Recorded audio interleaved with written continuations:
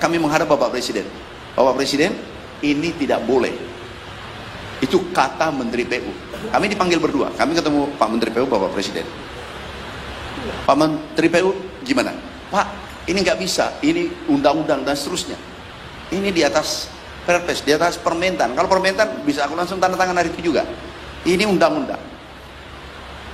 Saya bilang, Pak Menteri PU tinggal dua pilihan. Kita memberi kelangsungan hidup pada biota atau penduduk Indonesia, dan tidak ada pilihan lain. Pak, Bapak itu akan menentukan pemerintah ini bagaimana perjalanan sekarang dan ke depan. Karena perut lapar, maka social unrest itu akan sangat mudah dipicu. Dan di tangan Bapak lah untuk bisa menjamin bahwa kesejahteraan masyarakat terjamin. Dan secara bertahap, saya setuju sekali pernyataan Bapak, jangan semua sekaligus, semua secara bertahap, untuk kita meningkatkan kembali swasembada yang sudah tertinggal. Di mana saya lihat Bapak bagi-bagi pompa dan sebagainya, saya bilang ini langkah yang luar biasa. Tapi kan kami ini semua masyarakat dan kami semua awam, Bapak bagi pompa airnya dari mana dan sebagainya. Bapak barangkali secara lebih teknis bisa bantu jelaskan, Pak. Makasih Pak Enggar. Jadi setelah kami dilantik, kami ditanya gimana solusi Republik ini ke depan untuk sektor pangan. Saya katakan, Pak, tunggu kami diskusi di lapangan. Tidak bisa diputuskan di atas meja. Kita diskusi petaninya, kita lihat kondisi lapangan. Setelah singkat cerita, kami kembali ratas, kami sampaikan, Pak, solusi jangka pendek, solusi jangka panjang. Jadi untuk jangka pendek, saya katakan, karena sekarang butuh pangan, hanya satu solusi jangka pendek untuk sekarang ini, yaitu pompanisasi. Nah, di sini bukan tidak ada masalah. Saya katakan pompanisasi di Pulau Jawa ada 500.000 hektar upland. Yang dikatakan upland, tanam satu kali, harusnya jadi 3 kali. Di sisi lain ada sungai besar, bukan sungai kering yang kita pompa. Ada yang bertanya, Pak, kalau tidak ada airnya, ya ngapain dibahas itu tidak penting. Anak SD pun tahu, kalau tidak ada air, apa bisa dipompa, apanya yang mau dipompa. Ada yang bertanya seperti itu, Pak.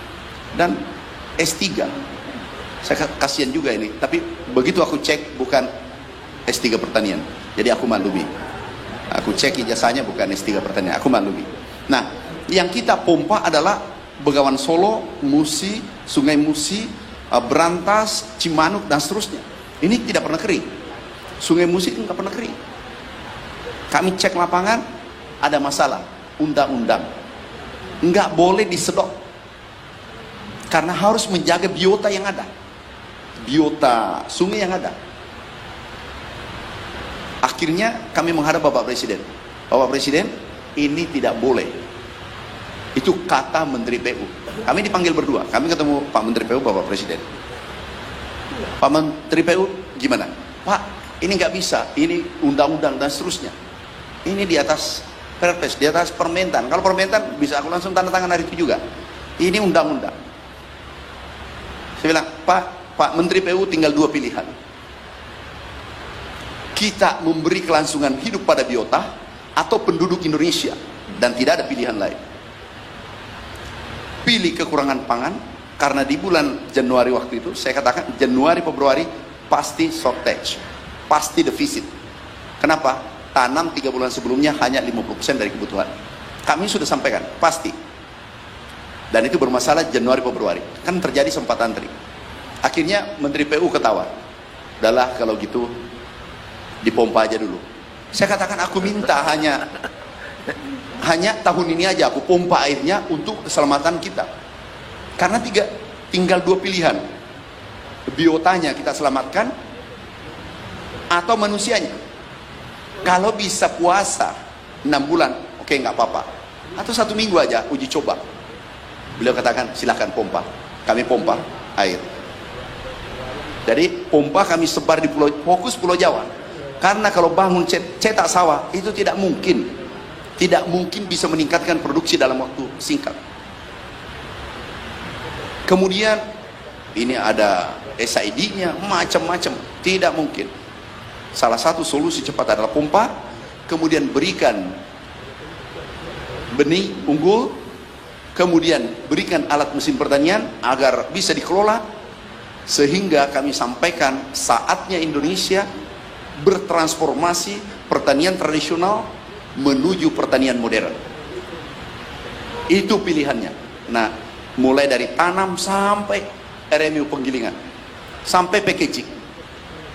Kami membentuk klaster. Jadi satu klaster 10.000 hektar.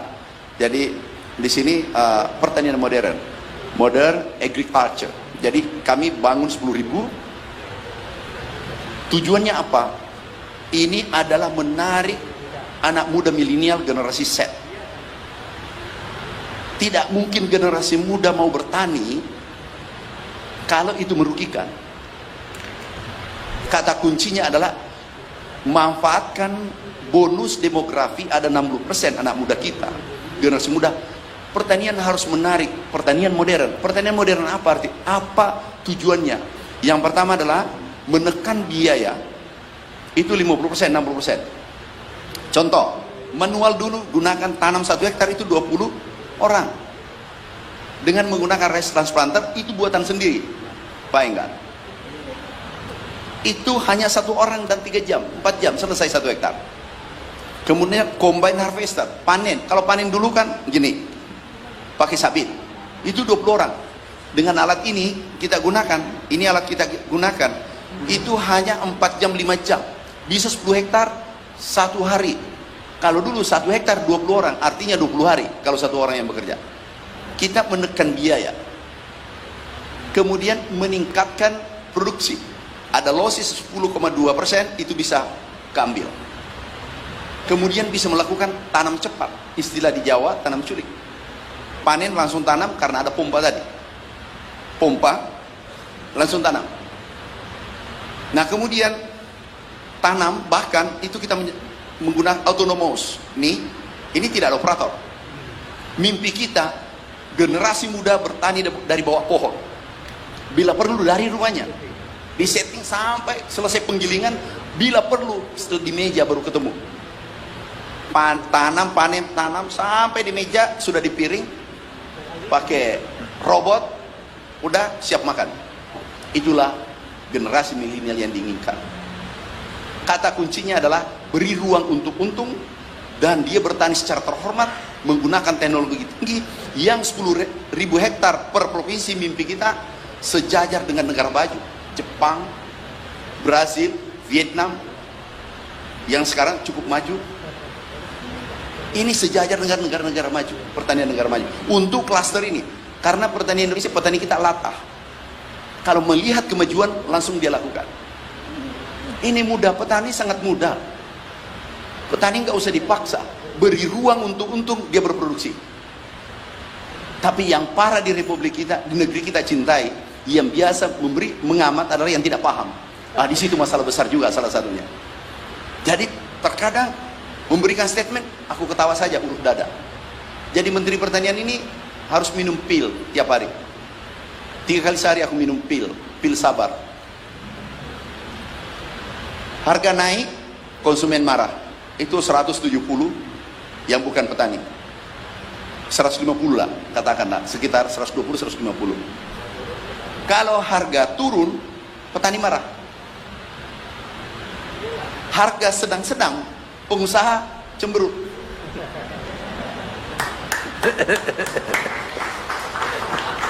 Jadi Menteri Pertanian, saya katakan, siapkan jantungmu 2, serep 1.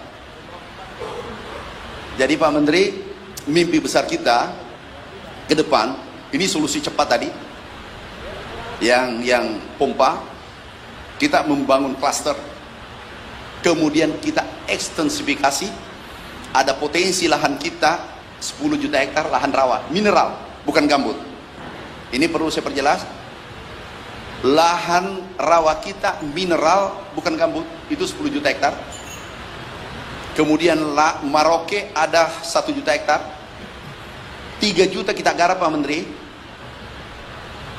Pak Enggar, 3 juta aja kita garap selama 3 tahun, 1 juta per tahun. Persoalan pangan tidak perlu lagi kita bahas. Kita akan menjadi lumbung pangan dunia dan bisa memberikan bantuan pada negara saudara-saudara kita yang kelaparan. Itu pasti bisa. Yang penting kita kolaborasi. Yang penting kita sepakat bernegara bahwa kita harus raih. Ada yang mengatakan tidak mudah. Itu tidak, memang tidak mudah. Sukses itu tidak mudah. Yang mudah adalah bangun, tidur, makan, bangun, tidur, makan. Itu yang mudah. Yang susah adalah menembus cita-cita yang kita impikan. Dan pasti bisa. Kita kan sama-sama dulu Pak. Swasembada kan? 2017, 2019, 2020. Kita juga berdua. Kita ribut. Tapi swasembada. Dia adem. Tapi negara lain maksudku. Bukan di Indonesia. Adem. Tapi impor. Aku dulu. Kalau di sidang. Apa namanya? Di Ratas. Hampir kita tidak pernah sepaham ya Pak. Benar. Tapi kalau selesai kita telepon-teleponan. Kenapa? Sama-sama anak bangsa ingin menjaga NKRI, menjaga merah putih. Beliau aku undang datang di pertanian. Aku diundang, aku datang. Ini pertama aku datangi. Kenapa? Aku menjaga persahabatan itu. Yang dikatakan persahabat adalah saling mengoreksi di saat keliru. Dan itulah kesempurnaan.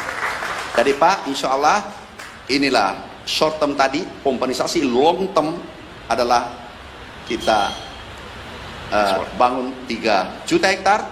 Kita hitung, insya Allah semua teman-teman ada pengamat ini. Ada mengatakan tidak mudah. Iya, merdeka juga tidak mudah. Bambu runcing, nggak ada logikanya. Nggak ada logikanya tempur dengan bambu runcing kita menang. Kita sudah merdeka. Kalau kita saling mengeritik terus-terus, nggak apa-apa mengeritik, konstruktif. Bukan mengeritik tidak ada ujung.